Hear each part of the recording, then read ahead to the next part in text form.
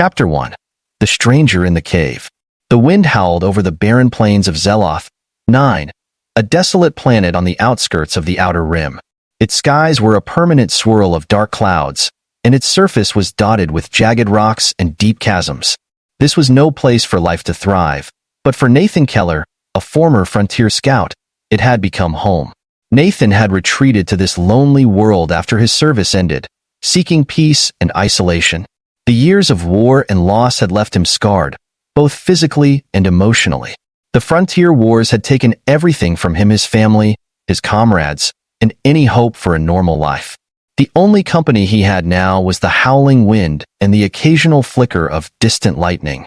His days were spent scavenging the planet's surface for resources: metal fragments from old battles, shards of alien technology, and whatever else the storms uncovered. It was during one of these excursions that Nathan stumbled upon the cave. The Discovery. It was nestled in the shadow of a towering rock formation, its entrance partially hidden by a cluster of glowing moss. Nathan almost missed it, but the faint flicker of light from within caught his attention. Intrigued, he approached cautiously, his plasma rifle slung over his shoulder. "Probably just another sinkhole," he muttered, brushing aside the moss to reveal the cave's dark entrance. But as he stepped inside, the faint sound of movement stopped him in his tracks. "Hello?" he called out, his voice echoing off the cavern walls. He tightened his grip on the rifle, his senses on high alert. "If there's anyone in here, I'm not looking for trouble." There was no response, but the sound of shuffling grew louder. Nathan moved deeper into the cave, the light from his headlamp cutting through the darkness. The air grew warmer, the scent of something metallic and sweet lingering in the air. Then he saw her. The alien mother. She was huddled in the far corner of the cave, her body partially obscured by the shadows. Her skin was a pale shade of violet, faintly glowing in the dim light. Her features were delicate but distinctly alien: large, luminous eyes, elongated limbs, and a faintly shimmering crest that ran along the top of her head. But it was her condition that struck Nathan the most. She looked weak, her movements sluggish as she shielded two small figures behind her. "Children, who are you?" Nathan asked, lowering his rifle slightly. "What are you doing out here?" The alien woman's gaze flickered toward him, fear and desperation etched across her face. She spoke in a language Nathan didn't understand, her voice trembling. The children clung to her, their smaller forms mirroring her violet glow. Nathan raised a hand, trying to appear non-threatening. "It's okay," he said. "I'm not here to hurt you." The woman hesitated, then spoke again, this time in broken Galactic standard. "Please help. My children. We are alone." A plea for help. Nathan's heart ached at the raw emotion in her voice. He stepped closer, his movements slow and deliberate. "What happened? How did you end up here?" She hesitated, glancing at the children before speaking. "We abandoned. My people left us. No food. No home." Nathan frowned, his mind racing. The war had displaced countless species, forcing entire civilizations to flee or scatter. It wasn't uncommon for the weak or vulnerable to be left behind. "Why would they abandon you?" he asked. The woman's gaze dropped, her voice barely above a whisper.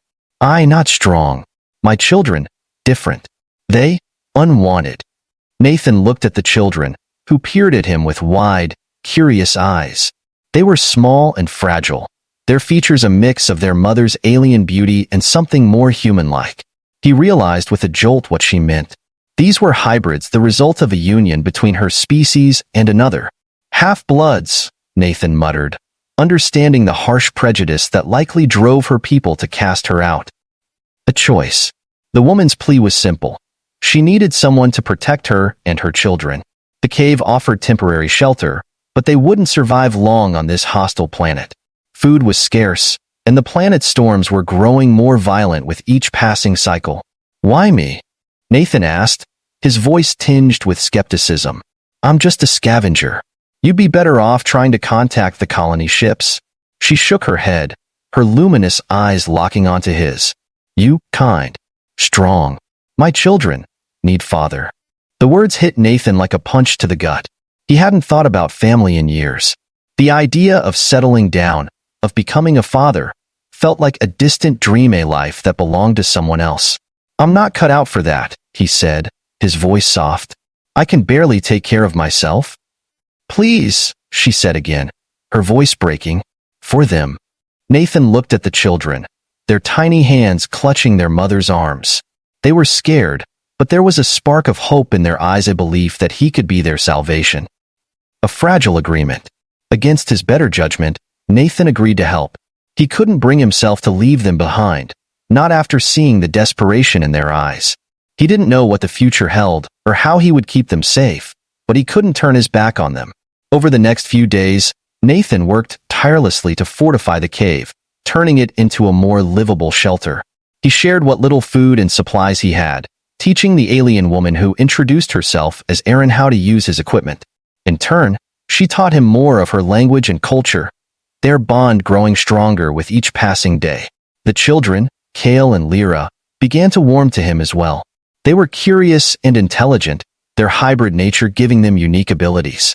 Kale had a knack for sensing danger, while Lyra seemed to communicate with the bioluminescent plants outside the cave. Despite their progress, the challenges they faced were immense. The storms grew fiercer, and the threat of hostile scavengers loomed ever closer. Nathan knew they couldn't stay in the cave forever. They needed a plan A way off the planet and a chance at a better life. A glimpse of hope. One evening, as they sat around a small fire in the cave, Aaron looked at Nathan with an intensity that made his chest tighten. You saved us, she said, her voice filled with gratitude. But why? What do you gain?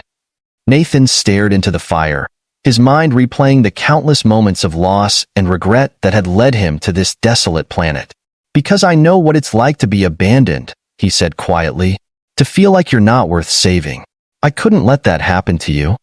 Aaron reached out, her delicate hand resting on his. You are different. Good. My children need someone like you.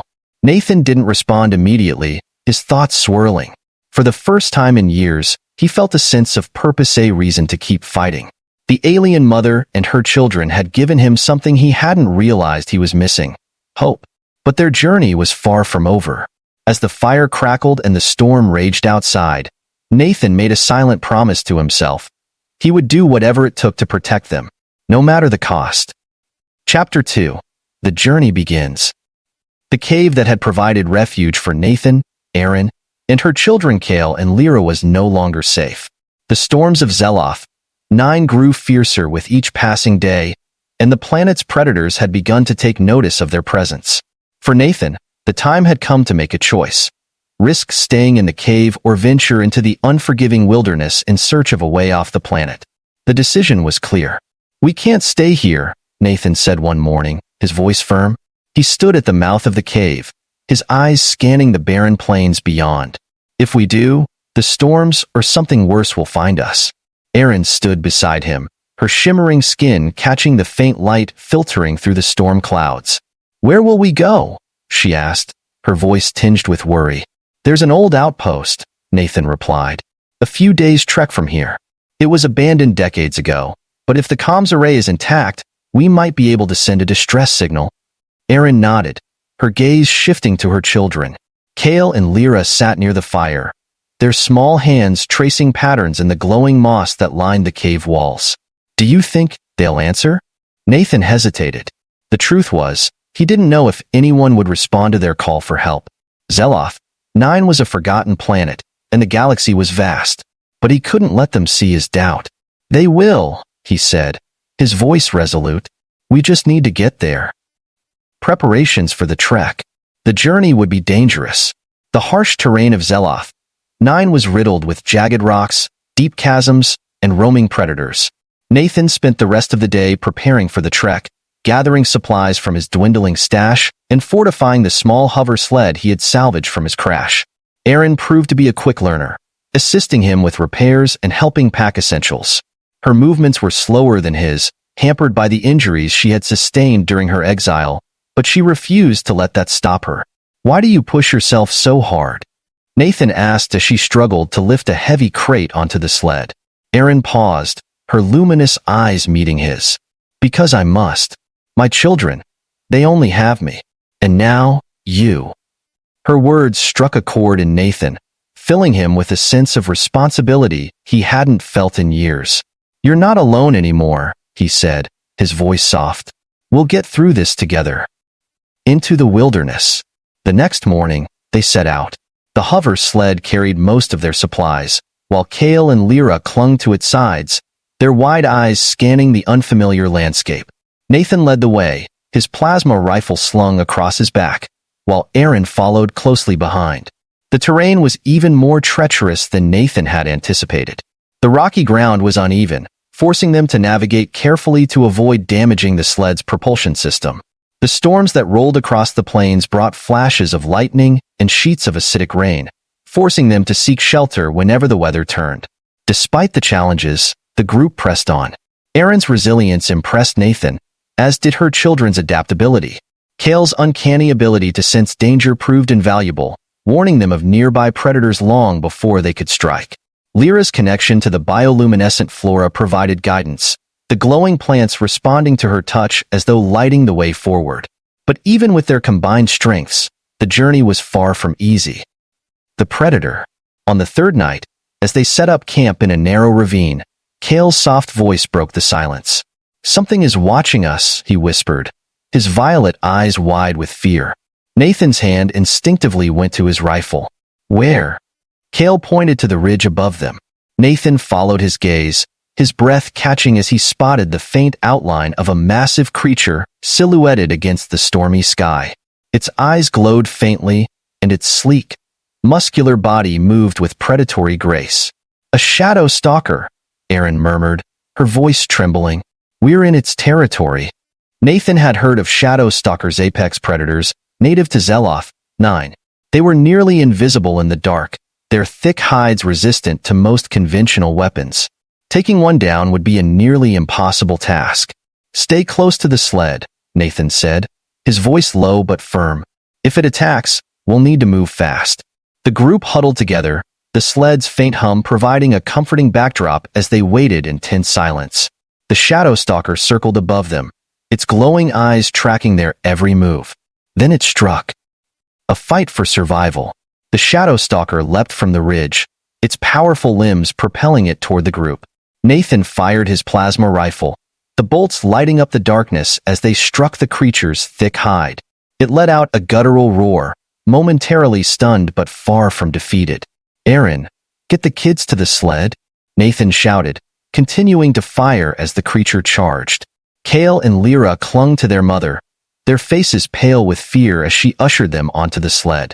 The shadow stalker lunged, its massive jaws snapping inches from Nathan's face. He rolled to the side, narrowly avoiding its deadly bite. He aimed for its glowing eyes, the plasma bolts finally finding their mark. The creature roared in pain, its movements growing more erratic as it swiped at him with razor-sharp claws. Erin suddenly appeared beside him, her glowing hands outstretched. "Distract it," she shouted. Nathan nodded, firing another round to draw the creature's attention. As it turned toward him, Erin released a burst of energy from her hands, striking the shadow stalker in the chest. The creature howled, its body convulsing before it collapsed in a lifeless heap. Nathan stared at Erin, his chest heaving. "What was that?" Erin lowered her hands, her expression weary. "A gift from my people," she said softly. "One I hoped I would never have to use." The outpost. By the time they reached the outpost 2 days later, Nathan and Erin were both exhausted. The children, though weary, were in good spirits, their bond with Nathan growing stronger with each passing day. The outpost was little more than a rusted collection of prefabricated buildings, but its comms tower still stood, a faint red light blinking at its peak. Nathan wasted no time activating the system, sending a distress signal to the nearest galactic outpost. As they waited for a response, Erin approached him, her expression somber. "Thank you," she said, "for everything." Nathan met her gaze, his voice steady. "I made a promise to protect you and your children. I'm not going back on that." Her lips curved into a faint smile, and for the first time, Nathan felt a flicker of hope. They still had a long way to go, but for the first time in years, he believed they might find a place to call home. Chapter 3. Shadows of Prejudice. The outpost provided a brief sanctuary, its rusted walls shielding Nathan, Erin, and her children from the howling storms of Zeloth. 9. The comm tower had been restored, and the distress signal was sent. All they could do now was wait and hope that anyone would answer. But Sanctuary was a fragile thing. Erin sat in a corner of the outpost's dimly lit control room, her glowing violet skin casting faint reflections against the walls. Kale and Lyra clung to her, their small forms huddled under the worn thermal blanket Nathan had provided. Despite their hardships, the children's curiosity never faltered. They whispered softly to each other in a blend of Galactic Standard and Erin's native tongue, their wide, luminous eyes darting around the room. Nathan stood at the comm terminal, his fingers drumming against the console. "No response yet," he muttered, breaking the heavy silence. Erin's gaze lifted, weary but calm. "How long until they come?" Nathan sighed. "Could be hours. Could be days. Out here in the Outer Rim, no one's in a hurry to help." Erin's expression tightened, her antennae-like sensory appendages twitching slightly. "If they come," she murmured, her voice tinged with doubt. "What if they reject us?" Nathan turned, his brow furrowing. "Why would they do that?" Her hands tightened around the blanket. "My people cast us out. Your people might do the same." A painful truth. Nathan frowned, leaning against the terminal. "Erin, humans aren't perfect, but most of us don't turn away people in need." "You don't understand," she said, her voice soft but firm. "Hybrids are different. My people see them as weak, unworthy. And your people, they may see them as a threat." Nathan wanted to argue, to reassure her, but he couldn't deny the truths she had already lived. He had seen the way fear and prejudice could twist even the most well-meaning societies. The frontier wars had left scars across the galaxy, breeding mistrust and hatred between countless species. "I won't let that happen," he said finally, his voice resolute. "If anyone gives you trouble, they'll have to deal with me." Erin met his gaze, her luminous eyes searching his. Slowly, she nodded. "Thank you." An unexpected answer. Several hours later, the comm terminal crackled to life. Nathan bolted upright, his heart racing as a voice filled the room. "This is the GSF Vanguard, responding to distress signal. Identify yourself." Nathan grabbed the transmitter. "This is Captain Nathan Keller, Frontier Scout. I'm stranded on Zeloth, 9 with civilians in need of immediate evacuation." There was a brief pause. "Acknowledged, Captain Keller. ETA to your location is 6 hours. Prepare for extraction." Relief flooded Nathan's chest, but it was short-lived. Erin's expression remained tense, her hands gripping the edges of the blanket. "What's wrong?" he asked. "Who are they?" she whispered. "Can they be trusted?" Nathan hesitated. The Galactic Security Forces were humanity's peacekeepers, tasked with maintaining order in the galaxy. But their methods weren't always gentle, and their priorities often leaned toward protecting corporate interests rather than individual lives. "They'll get us off this rock," he said. "That's all that matters right now." The waiting game. The hours that followed were agonizingly slow. Nathan worked to secure their supplies and repair the sled's hover systems, preparing for a potential journey to the extraction point. Erin tended to the children, her soft voice soothing their nerves even as her own anxiety simmered beneath the surface. As the storm outside raged on, Nathan found himself sitting beside her, the flickering light of a portable lantern casting shadows across the room. "You've been through a lot," he said quietly, "but you're still here, still fighting. That's incredible." Erin glanced at him, her lips curving into a faint smile. "Because I have no choice. My children, they're my world." Nathan nodded, his gaze drifting to Kale and Lyra. They had fallen asleep, their small forms curled together under the blanket. "They're lucky to have you." "And now, they have you," Erin said softly. "You don't realize how much you've given us." Nathan swallowed hard, the weight of her words settling over him. He had spent years running from his past, drowning in guilt and self-doubt. But for the first time, he felt like he had a purpose, something worth fighting for. Arrival of the Vanguard. The sound of engines broke the stillness.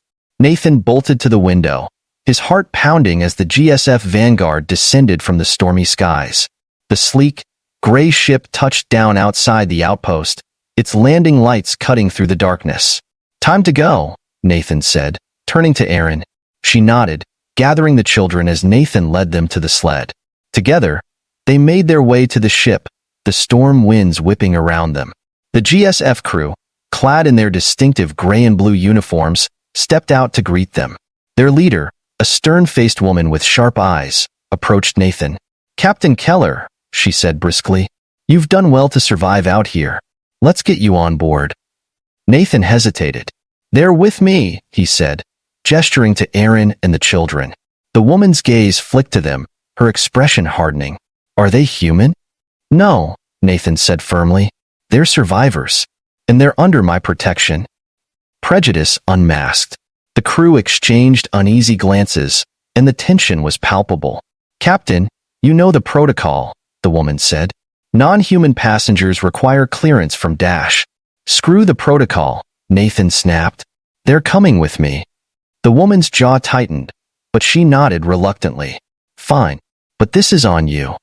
Nathan turned to Aaron, his voice softening. "Come on, let's get out of here." A fragile hope. As the Vanguard lifted off, the stormy surface of Zeloth 9 receded into the distance. Aaron and her children sat huddled together, their expressions a mix of relief and uncertainty. Nathan sat beside them, his hand resting lightly on Cale's shoulder. "Thank you," Aaron said, her voice barely audible, "for everything." Nathan met her gaze, a small smile tugging at his lips. "We're not done yet, but we're going to make it." The journey ahead would be long and fraught with challenges, but for the first time, they had a fragile hope that their new family might find a place to call home. Chapter 4. A Family Worth Fighting For. The GSF Vanguard sailed smoothly through the darkness of space, its sleek design cutting through the void like a blade. Inside, the tension was palpable. Nathan, Aaron, and her children Cale and Lyra were confined to a small passenger bay, under the watchful eyes of the Galactic Security Forces. Nathan paced the length of the bay, his mind racing.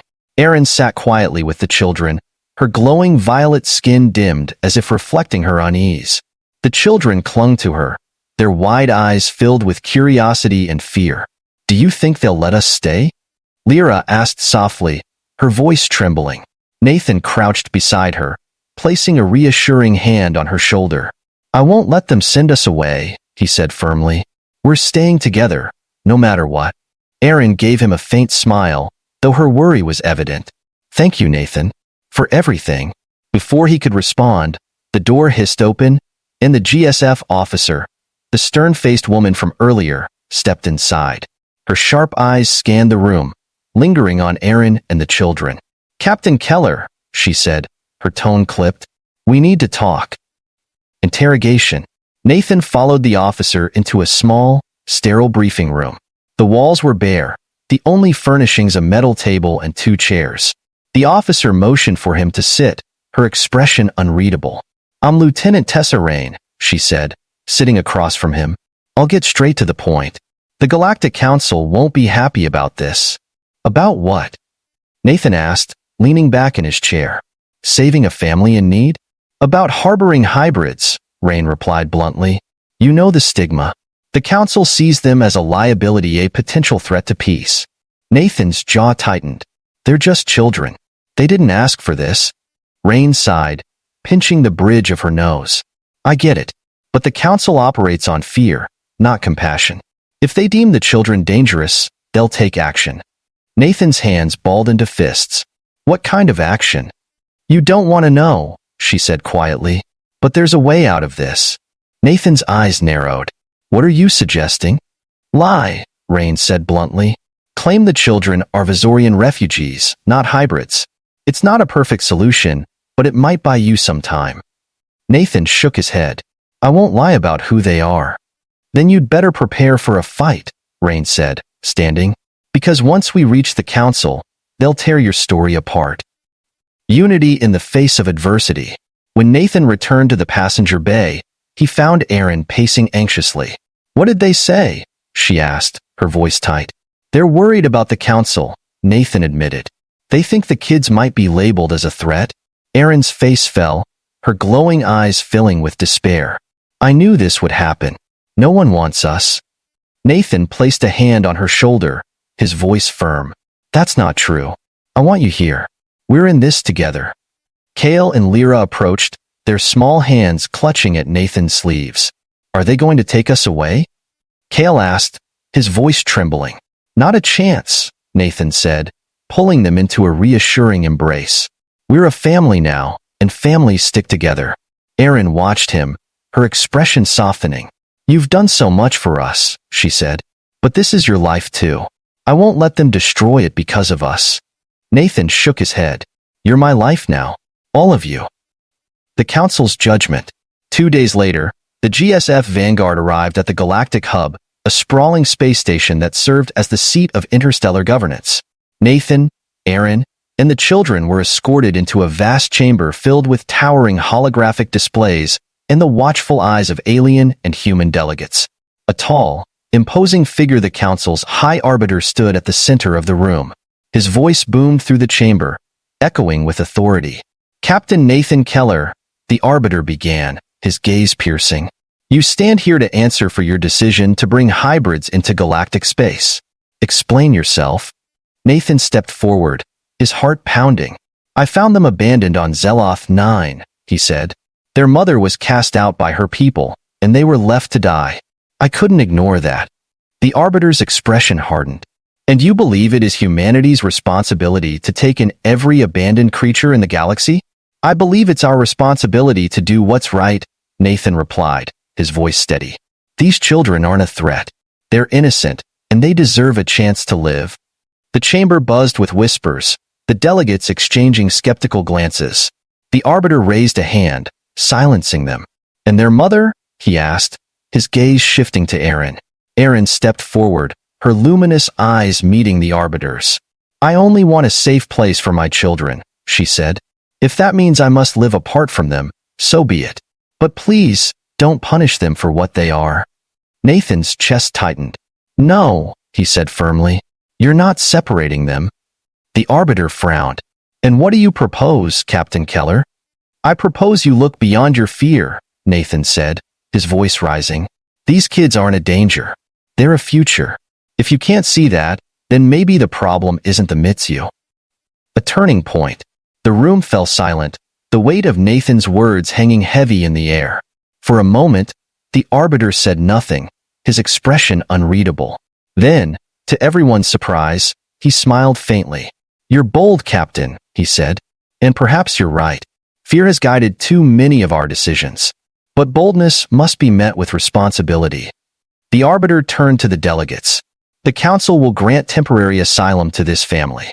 Their case will be reviewed in 6 months. Until then, Captain Keller, they are under your care. Nathan exhaled sharply, relief flooding his chest. Thank you, he said. Erin's eyes filled with gratitude as she took Nathan's hand. You've given us a chance, she whispered. I'll never forget this. A new beginning. As they left the chamber, Nathan felt a weight lift from his shoulders. The road ahead wouldn't be easy, but for the first time, he felt a glimmer of hope. They had a chance, fragile, precious chance to build a life together. Back aboard the GSF Vanguard, Nathan gathered Erin and the children. We've got 6 months to prove we belong, he said. And I'm not wasting a single day. Erin smiled, her glowing eyes soft with warmth. Neither will I. Kale and Lyra clung to Nathan, their small voices filled with excitement. We're staying? Lyra asked. We're staying, Nathan said, pulling them close. And nothing's going to tear us apart. As the ship sailed through the stars, Nathan knew their journey was just beginning. Together, they would face whatever challenges came their way. Together, they would find a home.